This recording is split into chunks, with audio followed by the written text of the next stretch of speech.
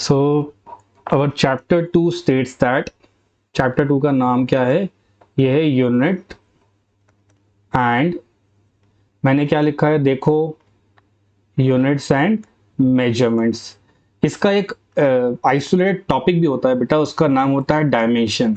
तो मैं इसको यहीं पे लिख रहा हूँ because this is the most important part for this chapter.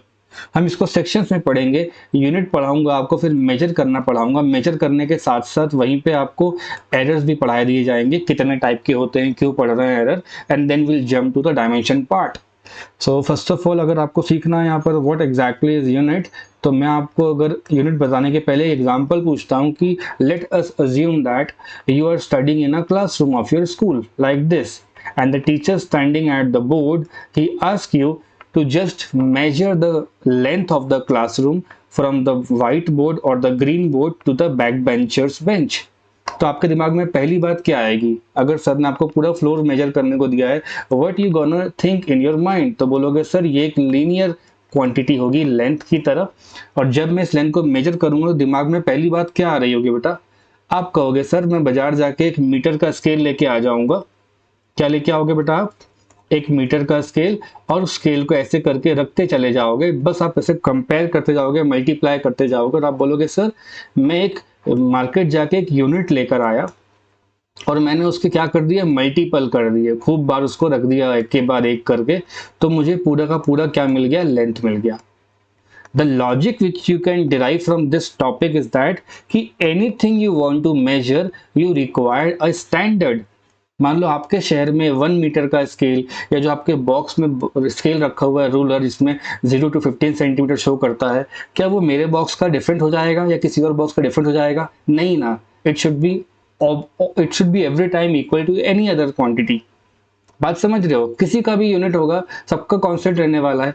तो कहने का मतलब ये है यहाँ पे कि you can measure this length, you can measure this length just by bringing a unit. बात समझ रहे हो? तो यूनिट का मतलब क्या हो जाएगा कि मेरे लिए वो कांस्टेंट है, तुम्हारे लिए वो कांस्टेंट है, और दुनिया में हर बच्चे के लिए वो कांस्टेंट है।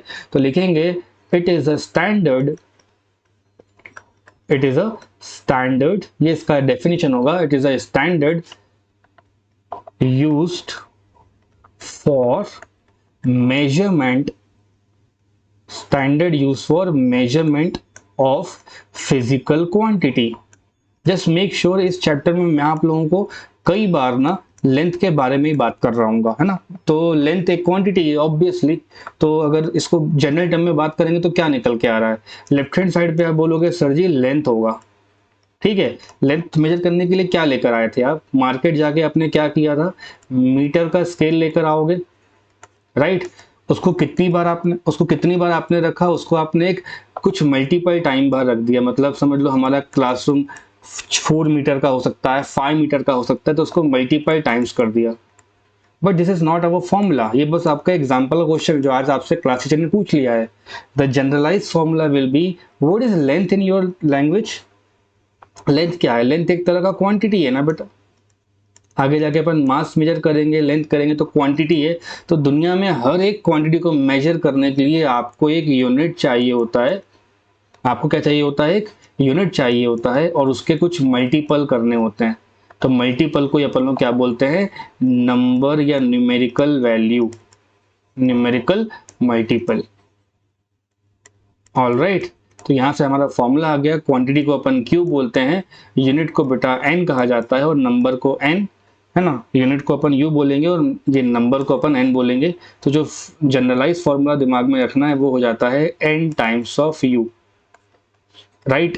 क्यू बराबर कितना हो जाएगा? N times of u. So आज के बाद अगर इस चैप्टर में मैं आपसे पूछूंगा कि आपको अपने घर का स्टेयरकेस चढ़ने में कितना टाइम लग रहा है, तो if you tell me sir मुझको टाइम लगते हैं 12 सेकेंड्स, तो बेसिकली आपकी रिस्ट की जो वॉच है ना, उसने पता है क्या किया होगा? उसने टाइम मेजर किया होगा, और 12 टाइम्स वो 1 सेकेंड का टिक टिक करके जा रहा होगा। So what you can explain to me here, you can say that sir time हमारा क्वांटिटी है, जो 12 है वो एक तरह का नंबर है, और जो यूनिट है वो क्या है? यू। मैं आपसे पूछूं वो आपका मास कितना है, तो बोलोगे सर जी मेरा मास 55 kg आता है। तो बेसिकली एम क्या है वहाँ पर? मास। 55 क्या है वहाँ पे? नंबर है, और इसको आप बोल सकते हो 55 टाइम्स 1 kg, राइट। तो मास क्या हो गया, क्यू हो गया। 55 क्या हो गया, देखो बेटा ढंग से, 55 इज जस्ट अ नंबर और केजी क्या होता है, ये मास मेजर करने का यूनिट।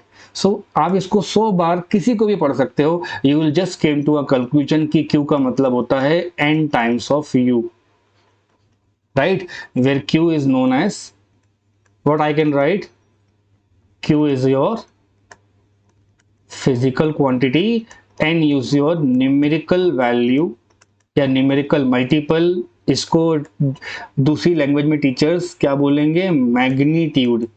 मैग्नीट्यूड का मतलब होता है just number and u is representing what sort of unit you are measuring, right. तो अब तक के लेक्चर में सिर्फ हमने क्या पढ़ा है सर, एक ही फॉर्मूला आपने बताया, दैट इज क्यू बराबर N into you.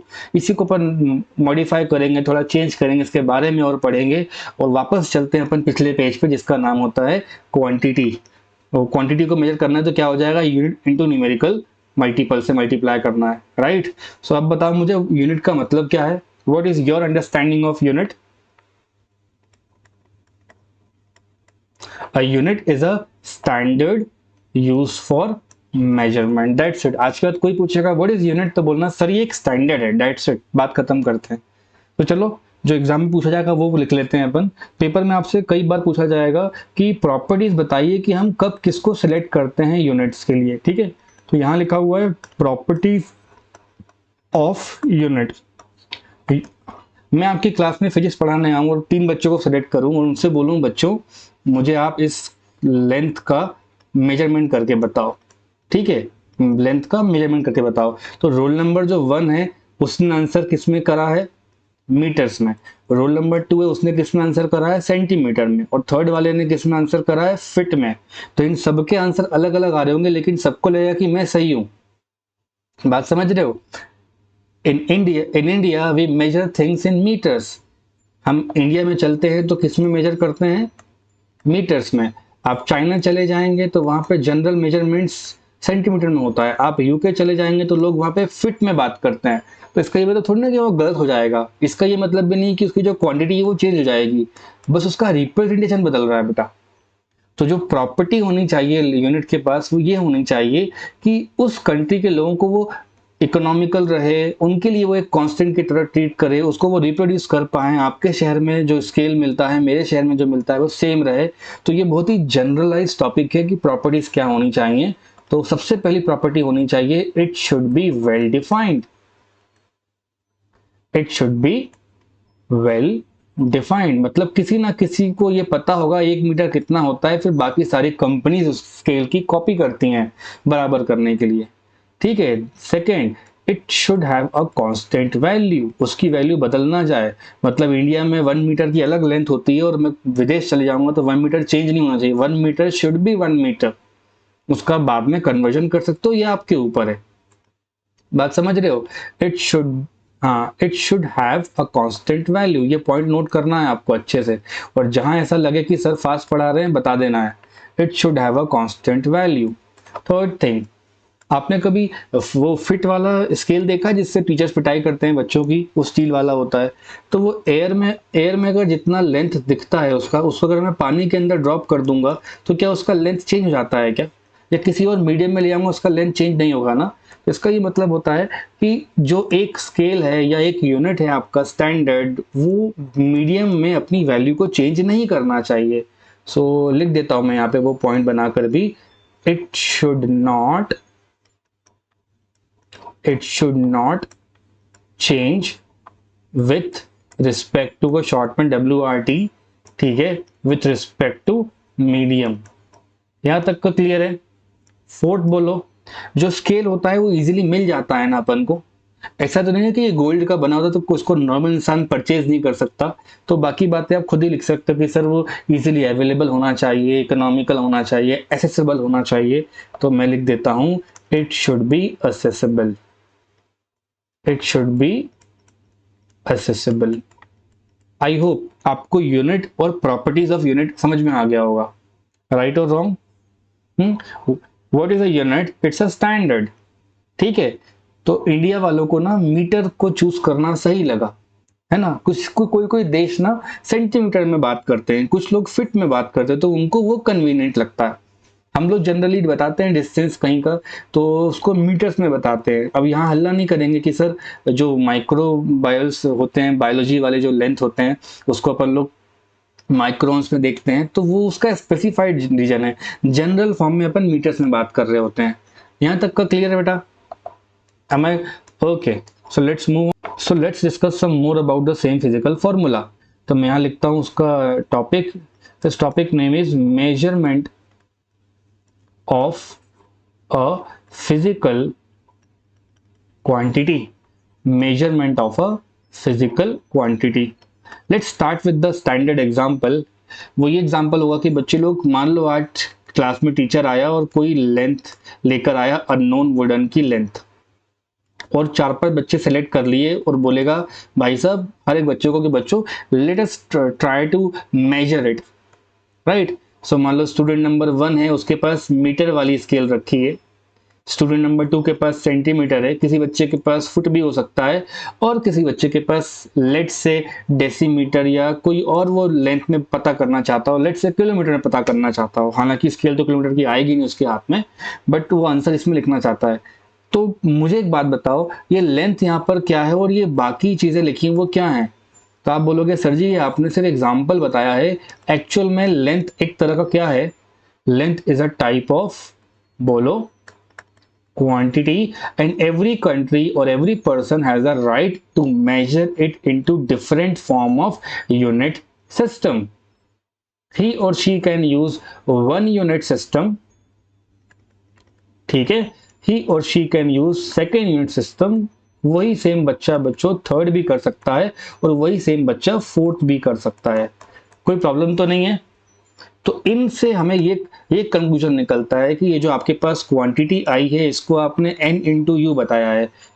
For all the 4 students of the class the length is a constant. जो सर ने उनको वुडन का लेंथ ला के दिया है वो तो कांस्टेंट है ना। So you can say that sir जी if q equals to n u and that is constant, then I can write the first student will be doing n1u1। जो पहले वाले का आंसर आएगा वो कितना आएगा? n1u1। दूसरे वाले का बोलो n2u2, थर्ड वाले का बोलो n3u3, where n is the number, u is the unit, n is the magnitude, u is the unit, right। तो हमें इससे काम चलाना था। मान लो 2 बच्चे ले लिए मैंने, n1u1 बराबर बोलो n2u2। तो अगर n इंटू यू आपका कांस्टेंट है तो वो फिजिक्स में ऐसा लिखना सीखो कि अगर 2 लोगों का प्रोडक्ट अगर कांस्टेंट है तो ये ना n इनवर्सली प्रोपोर्शनल हो जाएगा u के, या दूसरी भाषा में u इनवर्सली प्रोपोर्शनल हो जाएगा n के। इसका मतलब क्या होता है वो बगल में देख लो। मान लो जो आपकी जो लेंथ है वो 5 मीटर की थी, राइट। सो जो पहला बच्चा है वो कहेगा सर जी 5 मीटर आया मेरा आंसर। तुरंत दूसरा बच्चा बोलेगा सर ये गलत है, मेरा आंसर 500 सेंटीमीटर आ रहा है। तो 11th क्लास की फर्स्ट क्लास में अपन पढ़ते हैं this should be 5 times of 1 metre and the second one should be 5 times of 500 times of 1 centimetre. यहां तक का क्लियर है? तो so if I can say you 5, तो ये हो जाएगा n1, यूनिट कितना हो जाएगा u1, this should B n2, this should B u2। अब खुद से देख लो ना बेटा, जिसका नंबर कम है उसकी यूनिट बड़ी है। फिर से बोलता हूं, जिसका नंबर कम है उसका मीटर कितना होता है? ज्यादा लेंथ का होता है ना। और राइट साइड चलो, जहां नंबर क्या है ज्यादा है तो बेचारे की यूनिट क्या है, कितनी कम है? तो आप बोलोगे सर जी अगर यूनिट बड़ी होगी तो नंबर कम होगा, है ना, और अगर नंबर बड़ा होगा तो यूनिट कम होगा। Is this clear? सो ये एग्जाम्पल बहुत ही ज्यादा बेसिक लगता है लेकिन ये बहुत कुछ क्लियर करवा देता है बच्चों का। आप समझ रहे हो, n प्रोपोर्शनल टू यू। तो एग्जाम में अगर आता है how do you going to measure a quantity, तो आप यहां तक का करके देंगे उसको, दिस वाले बॉक्स तक आप कंप्लीट करके देंगे। So we have completed properties of unit. Unit क्या होता है वो अपन ने पढ़ लिया, and then properties and then physical quantities तक। कोई प्रॉब्लम तो नहीं है यहाँ तक? So our next topic is system of units. What I have written, system of units. इसका मतलब है देर आर सम कंट्रीज जो एक प्रॉपर स्टैंडर्ड फॉलो करते हैं, there are some other countries जो कुछ और स्टैंडर्ड फॉलो करते हैं। मान लो अब आप रशिया चले जाओगे तो उन लोग के लिए लेंथ फुट में बताई जाएगी, या यूके जाओगे तो फुट में बात करेंगे, चाइना जाओगे तो वो सेंटीमीटर में बात करेंगे। तो सिस्टम का मतलब होता है few countries have adopted a different measurement criteria, few countries have adopted some different criteria. जैसे मान लो हमारे पास दो कंपनी के फोन हो सकते हैं, ठीक है, the primary function of both of them is to make a call और टू टेक्स्ट समवन। हालांकि वो 1000 काम और करता है अभी, बट ये प्राइमरी काम है ना, कि कुछ भी कर रहा हो अंदर, टेक्नोलॉजी कोई भी यूज कर रहा हो, अलग अलग कंपनी हो सकते हैं। तो वैसे ही बच्चे आप बोल सकते हो these are the set of protocols, these are the set of protocols, है ना, used by different countries, इसको अलग अलग देश इस्तेमाल कर रहे होंगे, ठीक है, for measurement, the most popular one, उसका नाम पता है क्या है बच्चे? उसका नाम होता है SI सिस्टम। क्या बोलोगे? SI system. The second one is CGS system. You can omit the word system also, CGS unit. और थर्ड हो जाएगा आपके पास FPS सिस्टम, ये NCERT में प्रोमिनेंटली दिए रहेंगे। और एक और एडिशनल में लिख रहा हूं मैं यहाँ पे, MKS होता है, और बहुत पुरानी बुक पढ़ोगे तो MKSA लिखा होगा वहां पर। SI का फुल फॉर्म होता है स्टैंडर्ड इंटरनेशनल, मतलब मैक्सिमम जो होंगे ना कंट्रीज वो इस्तेमाल कर रहे होंगे, so you will be calling them as standard, बोलो बेटा, स्टैंडर्ड इंटरनेशनल, ठीक है। CGS का मतलब C stands for centimetre, G stands for gram here, और ये हो जाएगा S stands for second. Here FPS, F का मतलब हो जाएगा फुट की बात कर रहा है, P stands for pound, and S again stands for second. और लास्ट वाले में M stands for metre, K stands for kilogram, and S stands for second. फिर जो बच्चा है जो बहुत शार्पली ऑब्जर्व करता है बोलेगा सर स्टैंडर्ड वाले में और लास्ट वाले में क्या फर्क है? स्टैंडर्ड वाले में भी लेंथ के लिए अपन मीटर इस्तेमाल करते हैं, ठीक है, और मास के लिए अपन किलोग्राम इस्तेमाल करते हैं, सोचो। और लास्ट वाले के लिए अपन क्या इस्तेमाल करते हैं? टाइम के लिए सेकंड। तो SI का क्या मतलब है? तो SI बेटा एक ऐसा सिस्टम है जो ऑनर करता है लोगों को। मान लो फोर्स निकालना है तो बेचारे लोग न्यूटन को अवार्ड दे देंगे, यहाँ जूल्स चल जाता है, लोगों के नाम है ये सब, पता है, अर्जेस चल जाता है, कैलोरी चल जाता है, तो ये इंसानों के नाम में बातें हो रही हैं यहाँ पे। तो वैसे ही अगर मैं बात करूं MKS वाले, तो ये लोग सिर्फ मीटर, किलोग्राम और सेकंड में लिखना प्रेफर करते हैं, इनको कोई मतलब नहीं किसी को अवार्ड देने से या ऑनर देने से। ऐसे वाले अच्छे लोग हैं, दे ऑनर द साइंटिस्ट जिन्होंने ये काम किया है। मान लो चार्ज पढ़ाऊंगा अगले साल तो मैं आपको कूलम्स के बारे में बताऊंगा, ठीक है, और गॉस के बारे में बताऊंगा। इस साल आप बहुत नई चीजें पढ़ोगे, तो ऐसा ही वाले अच्छे लोग हैं, ठीक है। So these are the 4 systems. और आपने एक बात नोटिस करी होगी कि सब में जो पहला पहला वर्ड है वो क्या समझा रहा है? बोलो, लेंथ। और दूसरा टर्म क्या समझा रहा है? मास। और टाइम का मैं भी कुछ नहीं कर सकता और आप भी कुछ नहीं कर सकते, तो लास्ट वाला क्या करा रहा है बेटा? टाइम बता रहा है। तो ये तीनों के तीनों मेजरमेंट इस चैप्टर में प्रोमिनेंट होंगे। और आपको ध्यान आ रहा होगा मैंने आज लेक्चर ही लेंथ से शुरू किया था। Why? Because it's the easiest way to explain to 11th class student that what exactly unit means. यहां तक का क्लियर होना चाहिए सभी बच्चों को। Now our next topic is try to understand physical quantities. What exactly are physical quantities? Because अभी तक आपको लेक्चर में मैंने सिर्फ 2-3 लोगों के बारे में बताया है। क्या है वो? पीछे वाले पेज पे देखते हैं वापस चल के। The first one was length, mass and time. You must be wondering कि बाकी सारे कहाँ चले गए? कि हमको सर फोर्स पता होता है, एक्सेलरेशन, मोशन, वेलोसिटी सब मालूम होता है। सो बच्चे इस लेक्चर, इस टॉपिक में ना वो सारे कैटेगराइज हो जाएंगे। अब क्या हो जाएंगे? कैटेगराइज कर देंगे उनको हम लोग। तो सबसे पहले अपन पढ़ते हैं कि एग्जैक्टली फिजिकल क्वांटिटी होता क्या है। तो फिजिकल क्वांटिटी वो चीजें हैं जिनसे अपन फिजिक्स और नेचर के लॉस को समझाते हैं, ठीक है, which can be explained using physics and natural laws, उन्हीं को कहते हैं फिजिकल क्वांटिटीज। सो फिजिकल क्वांटिटीज ना इसको बोलते हैं दोज एंटिटीज दोज एंटिटीज मतलब ये वो चीजें हैं विच आर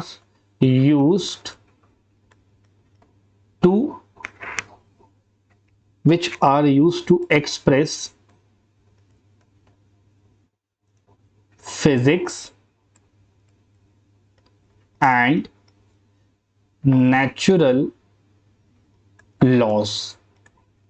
क्लियर? अब कोई बोलेगा भाई फिजिकल क्वांटिटी को किस तरह अपन टेबुलेट कर सकते हैं, तो यहां पे लिखा हुआ है physical quantity. How many friends do you have in school? Do you people have so many friends? So वैसे ही हमारे पास क्या हो जाएगा, फिजिकल क्वांटिटी हो जाएंगी सो मेनी क्वांटिटीज। तो इसमें अपन को कैटेगराइज करना पड़ेगा। The first type of quantities which I am going to teach you today, उनका नाम होता है फंडामेंटल, और इसको लिख सकते हैं अपन लोग बेसिक क्वांटिटीज। फंडामेंटल और बेसिक, राइट। फंडामेंटल को सपोर्ट करने के लिए कुछ लगते हैं हमारे पास supplementary quantities, okay. And then इन दोनों को मिक्स करके या फंडामेंटल को अपने आप में मिला करके बनते हैं डिराइव्ड क्वांटिटीज। डिराइव्ड क्वांटिटीज ये उसी तरह है बेटा, अपन जब ड्राइंग और पेंटिंग की क्लास में बैठते हैं ना, तो देखा होगा आपने वो बॉक्स के अंदर 4-5 कलर्स आ रहे होते हैं, है ना, 3 और 6 कलर्स मिलते हैं। तो जो अपन ने बेसिक कलर्स पढ़े हैं, नाम बताओ उनके स्टूडेंट्स। मान लो ये मेरे पास बेसिक कलर्स हैं, है ना, रेड ग्रीन ब्लू वाले टाइप में। इनसे थोड़े बहुत मिला करके मैं क्या करूंगा, अलग अलग बहुत सारे कलर निकाल सकता हूँ, अलग अलग शेड के डिफरेंट डिफरेंट क्वांटिटीज। तो जो स्टैंडर्ड कलर्स है जिनको आपस में किसी से कोई लेन देन नहीं है, वो क्या कहलाएंगे, basic.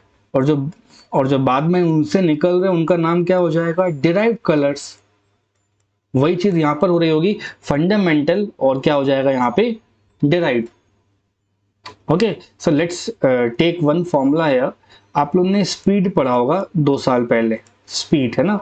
It's formula, it's so important, so basic, distance upon time. Let's move back. Length के अंदर किसका टर्म आ जाएगा, एक डिस्टेंस का टर्म आ जाएगा, और टाइम क्या हो जाएगा, लास्ट कॉर्नर पे लिखा हुआ है। तो बोलोगे सर हमारे हिसाब से क्या चल रहा है कि ये जो डिस्टेंस होना चाहिए, है ना, डिस्टेंस और टाइम ये दोनों किस में आने चाहिए, बेसिक। और इन दोनों को मिला करके अपने हिसाब से मैंने क्या बना लिया, बोलो, derived. There will be numerous example, numerous formulas, but this is the most basic one which you need to understand why I am teaching you 3 types of quantities. The first one is basic or fundamental. The second one is supplementary and derived. तो बेटा ध्यान रखो basic कितने होते हैं, तो बोलोगे sir basic सिर्फ 7 होते हैं, सप्लीमेंट्री सिर्फ 2 होते हैं, और डिराइव्ड बच्चे n नंबर होते हैं। बिकॉज आप कोई भी कलर का कॉम्बिनेशन है, कोई भी कलर बना सकते हो ना, तो वैसे ही नए नए इन्वेंशन होते जाएंगे और नए नए क्वांटिटी ऐड अप होते जाएंगे। तो फंडामेंटल में कितने काउंट करना है, 7, सप्लीमेंट्री में 2 और यहाँ पर n। So let's start with fundamental right now. Okay, so this is fundamental quantity, I am writing here fundamental quantity. कितने होंगे ये बेटा, 7। Let me ask you general condition, general case. Generally ऐसा होता है स्कूल में, जो फर्स्ट सेकंड रैंक बच्चे ला रहे होते हैं या जो बहुत ज़्यादा ही अच्छा पढ़ते हैं, वो अपने बगल वाले बच्चे से बहुत ही कम बात करते हैं, उतने ज़्यादा आइसोलेट हो जाते हैं, जैसे होते हैं ना बच्चे लोग कई बारी। तो मान लो मैं इसी क्लास का टीचर हूँ जहाँ पे सिर्फ 7 बच्चे पढ़ते हूँ। कितने बच्चे, 7। और वो बेचारे आपस में किसी से कभी बात ही नहीं करते हैं, तो क्या बोलेंगे, हमें किसी से कोई मतलब नहीं है, we are not at all dependent on any other person, हमें सिर्फ अपने आप से मतलब है, राइट, है ना। तो आप ऐसा बोल सकते हो कि सर ये लोग अपना काम भी कर रहे हैं, they are performing well, but they are not able to communicate with anybody else.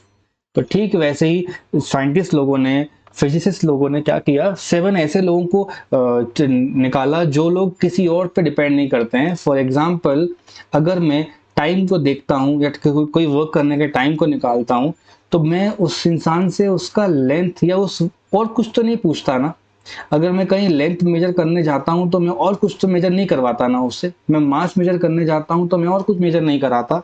तो वैसे ही ये क्लास के जो 7 बच्चे हैं ना, इनको आपस में किसी से मतलब ही नहीं है, but they are a very basic part of the class. ठीक है, तो लिखता हूं मैं यहाँ पे, ये वो क्वांटिटी होंगी। देखो 11th में आकर डेफिनेशन बहुत छोटे छोटे हो जाते हैं, बच्चे के लॉजिक डेवलप करने पड़ते हैं। तो यहां आप लिखोगे दोस क्वांटिटीज, समझ आ रहा है, those quantities which does not depend, ये वो क्लास के वो बच्चे हैं जो कभी किसी से बात ही नहीं करते और सब टॉप करते हैं। विच does not depends upon, which does not depends upon any other physical quantity, any other, बोलो बेटा, any other physical quantities, right. इसका टेबल बनता है जो आपको ध्यान रखना है, उसी पे बात करेंगे, है ना। ठीक है, सो ये टेबल तक अपन को कंप्लीट करना है, and in the next lecture मैं इसके आगे से स्टार्ट करने वाला हूं। ठीक है, तो सबसे पहले अपन यहाँ पे डाल लेते हैं सीरियल नंबर्स, देन जो आपके पास फंडामेंटल क्वांटिटीज है उनके नाम लिख देता हूं मैं, फंडामेंटल, बोलो बच्चों, फंडामेंटल क्वांटिटीज। ठीक है, जनरली क्या होगा ना, इन फंडामेंटल क्वांटिटीज के लिए कुछ सिंबल्स वगैरह इस्तेमाल करते हैं अपन, वो आपको इतना ध्यान में नहीं रखना है। जो ध्यान में रखना है उनकी यूनिट क्या आ रही है वो ध्यान में रखना है, और उन यूनिट के क्या सिंबल्स होंगे। ठीक है, कोई डाउट वाली बात नहीं है। सो मैंने आपको बता रखा है ऑलरेडी, 7 होते हैं ये, तो लिख देते हैं आप फटाफट, 1 2 3, राइट। आज मैंने लेक्चर कहाँ शुरू किया बेटा, तो बोलोगे सर आपने लेंथ पढ़ाया था हमको, राइट। फिर बेटा मैंने आपसे कहा था मास नाम का इंसान भी होता है, और एक और कौन होता है, टाइम। ये क्लास के वो 3 बच्चे हैं जो रोज क्लास आते हैं, और बाकी कुछ बच्चे जब काम में आएंगे तब इस्तेमाल करते हैं अपन। जो 4th वाला है उसका नाम हो जाता है electric current. Current is also a basic quantity, right. तो इलेक्ट्रिक करंट। फिर आता है बेटा टेम्परेचर, तो इसको अच्छे शब्दों में क्या बोलते हैं, थर्मोडायनामिक टेम्परेचर। आप थर्मो वर्ड हटा भी सकते हो क्योंकि इतनी जरूरत नहीं है अभी अपन को, टेम्परेचर। फिर होता है amount of substance, amount of, जैसे मान लो क्लास में 6-7 बच्चों के नाम लिख रहा हूं मैं अभी, और लास्टली क्या हो जाएगा, ये ल्यूमिनियस इंटेंसिटी। क्या लिखा है पढ़ो, ल्यूमिनियस इंटेंसिटी, दैट्स इट। अब लेंथ को मेजर करने के लिए कई बार एक्स इस्तेमाल करते हैं, एल इस्तेमाल करते हैं, जो मर्जी है वो लिख देते हैं ना बेटा, एक्स एल। मान लो अपन ने ए बी डिस्टेंस तक लेंथ देख लिया या पी क्यू तक देख लिया। मास कैसे चेक करते हो, तो बोलोगे सर स्मॉल एम लेते हैं, कैपिटल एम लेते हैं। टाइम कैसे चेक करते हो, स्मॉल टी लेते हो, कैपिटल टी लेते हो। करंट कैसे लेते हो, स्मॉल आई और बड़ा वाला आई। याद आ रहा है 10th क्लास का। टेम्परेचर के लिए भी अपन बड़ा वाला टी लेते हैं, यहाँ एक एंगल बढ़ा रहा हूँ बेटा, इसको थीटा कहते हैं। थीटा भी आगे चल के टेम्परेचर में इस्तेमाल होगा। ये जो टेबल है मैं अलग से बनवाता हूँ, आप कोई बुक पढ़ोगे तो उसमें ये बना रहेगा और ये बना रहेगा और लास्ट वाला बना रहेगा, कंफ्यूजन मत करना, इंपॉर्टेंट है ये। अमाउंट ऑफ सब्सटेंस को आप जनरली बड़े वाले एम से देखते हो, छोटे वाले एम से देखते हो। इंटेंसिटी बच्चे यहाँ पे आई से आती है, और ये आई ऊपर वाले आई से मैच नहीं करना चाहिए, ये अलग चीज की इंटेंसिटी है। ठीक है, बात करते हैं यूनिट की। तो शुरू के 3 तो आपको पता है, तो आप मुझे बताओगे, मैं आपको नहीं बताऊंगा। लेंथ का यूनिट क्या होता है इंडिया में, मीटर, और एसआई की बात कर रहा हूं। ठीक है, लेंथ का हो जाएगा मीटर। मास इज ऑब्वियसली, बोलो, किलोग्राम। और टाइम के लिए हम क्या करते हैं, सेकेंड। तो मीटर के लिए छोटा वाला एम, मास के लिए अपन को केजी लिखना चाहिए, और सेकेंड के लिए एस। इलेक्ट्रिक करंट के लिए क्या होता है, एम्पियर के लिए बड़ा वाला ए। टेम्परेचर कभी सेल्सियस मत लिख देना, किसमें आता है, केल्विन, बड़ा वाला के। अमाउंट ऑफ सब्सटेंस, ये 2 बातें लास्ट की आप नहीं पढ़ने जा रहे हो। केमिस्ट्री शुरू होगा अभी आपको, तो वहाँ पे मोल कॉन्सेप्ट पढ़ा जाएगा, पहला ही टॉपिक होता है, वहीं से आपकी जिंदगी शुरू होती है। And amount of substance is taken and moles, MOLE, और शॉर्ट फॉर्म में इसको MOL कहते हैं। इंटेंसिटी का मतलब ये है कि आपने नोटिस किया होगा घर में अलग अलग टाइप के ट्यूबलाइट्स और बल्ब आते हैं, और वो अलग अलग पावर पे चल रहे होते हैं। तो कभी कोई ज़्यादा लाइट दे रहा होता है, कभी कम लाइट दे रहा होता है। तो इंटेंसिटी इज जस्ट कितनी एनर्जी वो दे पा रहा है किस पर्टिकुलर एरिया पे। तो energy passing per unit area is intensity, और लाइट की इंटेंसिटी को ल्यूमिन कहते हैं, ल्यूमिन। LUMEN, lumen intensity. तो इसको पढ़ा जाता है बेटा, आपको लिखना है यहाँ पे कैंडेला, और शॉर्ट में हो जाएगा ये CD। आखिरी के दोनों पे ही फोकस करना है और इतना सोचना नहीं है। 11th में अपन रोज 10-10 नई नई बातें सीखते हैं। सो दीज आर दो 7 students who never talk to each other but they are so important for our chapter. इनको और किसी से कोई मतलब नहीं है। इन्हें क्या बोलोगे बेटा आप? बोलो फंडामेंटल क्वांटिटीज। इनको मिला करके अब मैं हर एक नई चीज बना रहा हूँ।